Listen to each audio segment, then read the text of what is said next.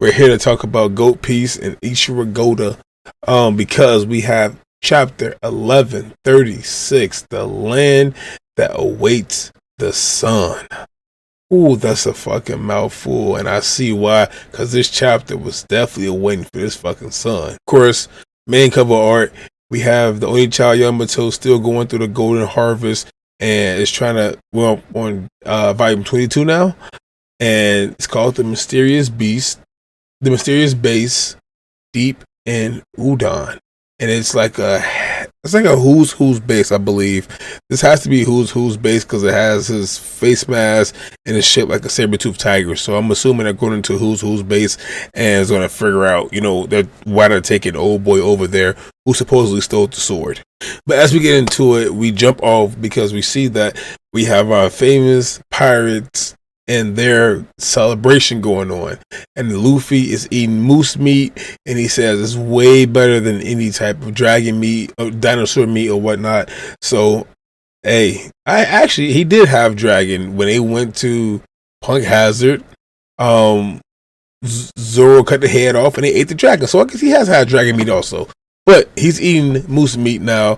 And of course, we have to thank everybody, especially thanking Rodin and Stanson. Now, as we go through this, we see that this crew is having one hell of a time. It's food everywhere. These parties are going to last for a very long time. And then we start getting the backstory a little bit of why people just have never been up there to Elbaf. And it's because of what they call the Sun World. It's because they didn't know how to get there. A lot of them would end up at the base, which is the underworld of Elbaf, and as soon as they get there, they flee away.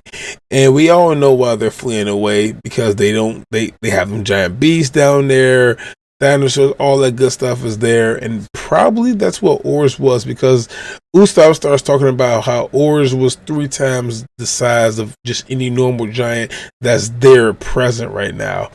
And he says he finished him off, but we all know that's cap. But as we're going through outside of Usopp's cap, everybody is talking now. They're getting to know, they're mingling one another. They understand, hey, fishmen and merfolk, they have different skin complexions, tones, nationality, all that good stuff going on with them. So they're all connecting. Of course, we see our boy Sanji down bad, barking again, talking about some wolf. He's drowning in beautiful women. So we let the boy be great. Brooke, of course, has to start getting the party live, turns the tunes on, gets the plan, and then we get down to it. Where we have Nami, we have Zoro sitting down, and they're talking to Roto. And as they're talking to him, Roto is looking at them, and he's going to be forced to now become Nami's manservant. Which he probably does not have a problem with it at all. But as they're talking through it, they simply start talking about how Zoro looks over at Roto and tells him, hey, you're pretty lucky. Like, don't worry about anything else, because the simple fact is that you may be lucky that Usopp stopped us from fighting. And he looks at him with that devilish eye of his and says, if not for that, your head would have left your shoulders. And as he says that, Roto falls back because he looks on at that glare that stands. He feels the hockey resonating off Zoro, that killer malice that he has present inside him as he says this.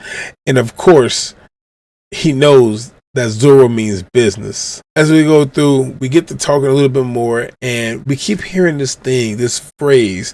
People have been saying this since we were back on,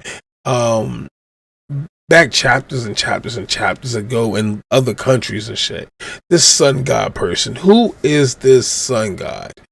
And of course, don't be fooled. The sun god isn't the ruler. He is the god of liberation. Not a god of destruction, but he's a god of laughter. And all of these traits seem very similar to what our new Nika, our new sun god, Monkey D. Luffy is. And we see, of course, everything starts breaking out. They have a battle in the background.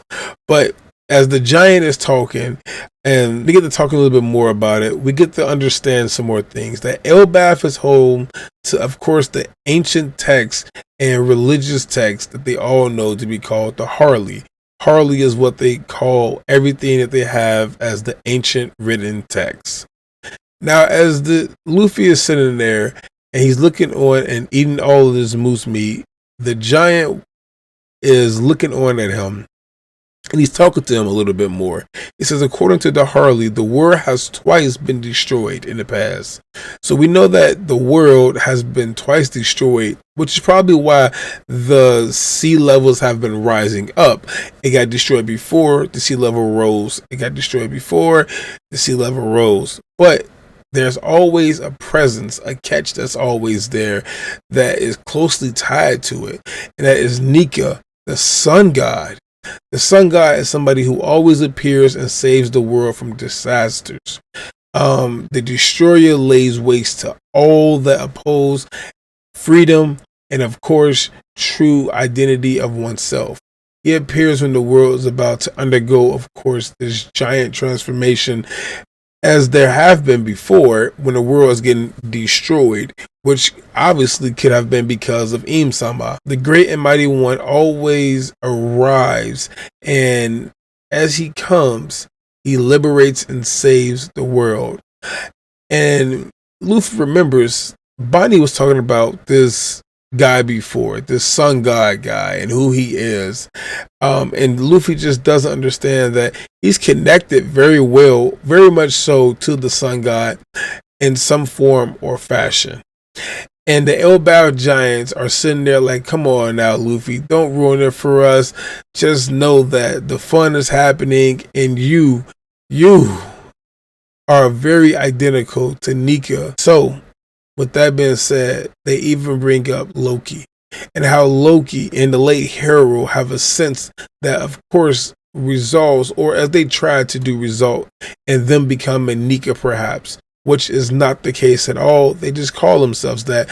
It could be because of that devil fruit that's passed down throughout their family. I can't wait to learn more about that. But then Luffy asks the question because he hears the name Loki. Who is this Loki character? And Loki, of course, is very much so pissed off. Well, has pissed off every giant in Elbaf because he is not a good guy to them whatsoever. He's the accursed prince. And even before Loki was born, King Harold had a vision that he would be killed by his own son. Shortly after that, we all seen what happens next. The lucky horse was killed by Loki.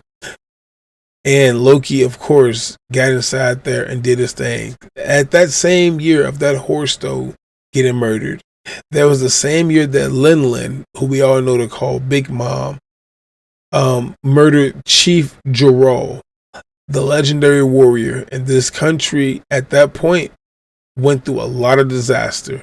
So we got to see that, his strength in the underworld. Loki used to do things to get under people's skins.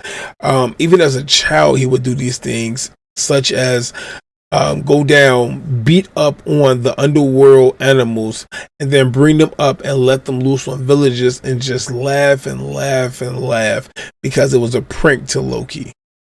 But they didn't see it as that, which is probably why he's tied up downstairs. And they talk a little bit more about it, and things are going on for a while, and Shanks' name pops up. Shanks' name pops up because it's about 6 years ago that a redhead had ended up catching Loki. So Shanks is the reason why Loki is downstairs chained up, because 6 years ago he caught him. So that's 2 years for the time skip. So Luffy left at 19. If you go back there, so 4 years before Luffy even decided to go off on his own adventure. For the time frame, which is probably the reason why he became an emperor to see around the same time, he came to this island. And he came to the island, and not only did he come there, he saved them and liberated them inside of a way. But on the outskirts of town, we see the explanation going on. And that guy who he killed him, of course, the whole country hates for, Loki, is down low. And we'll get to him pretty soon because it's some things that happen or come up.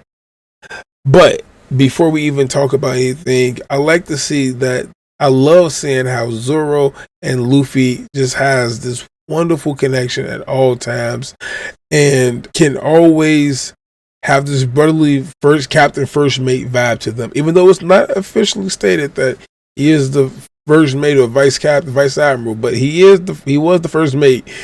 But it doesn't state that he's the vice captain. They're talking, and Luffy gets upset at Zoro and tells him that, do you have any idea how much I want to see him? I want to see Shanks. And he's yelling at Zoro, as Zoro is, of course, being rational about things, thinking it through. Like, hey, you gotta be careful. Like, don't get, too crazy yourself, too fond over things. Just letting you know that, hey, you gotta watch out. And Loki, of course, made an impact on Luffy, I'm pretty sure, because of the fact is that Luffy is thinking about, of course, going down there and freeing him. And as he's thinking about that, we actually see that becoming a plan that might end up happening. And Nami tells him that he's going to be a servant of hers. And of course, Zeus comes out, and Zeus looks at Rodo and says, yeah, but you're number 3. Sanji's 1. I'm number 2 as Zeus, and number 3 goes to you, Rodo, because we all know that she loves her servants. Her servants will always protect her, and it's going to be interesting to see what Rodo does throughout the rest of this arc, I will say, and if he has any impact or anything later on down the line. He's going to definitely be a part of Nami's Grand Fleet, or not Grand Fleet, but her fleet as a fleet commander. I would see Rodo doing, going aside there and, being commanded by Nami. Makes sense. But they take off, they fly away, they say they're going to get the key, and they want to get the key to go down there to the underworld because they want to just show you, talk a little bit more about who this person is as Loki. But they fly off to go get them keys, and we cut away to get downstairs at the very bottom, where we see the Shanks look-alike and the woman who finally has herself turned around. We see the front of her, where she has on like an officer's uniform and a long coat. We know that she's a holy knight, and her name is Gunko. Gunko looks fucking dope. She has 2 different color eyes, and she still has the mummy stuff wrapped up around her, which probably just ties into her devil fruit ability. She's probably like a wrap fruit person or whatnot. I can't think of the name for it. Not wrap fruit, but whatever that wrap or string is called. So she's probably like a thread person or something like that.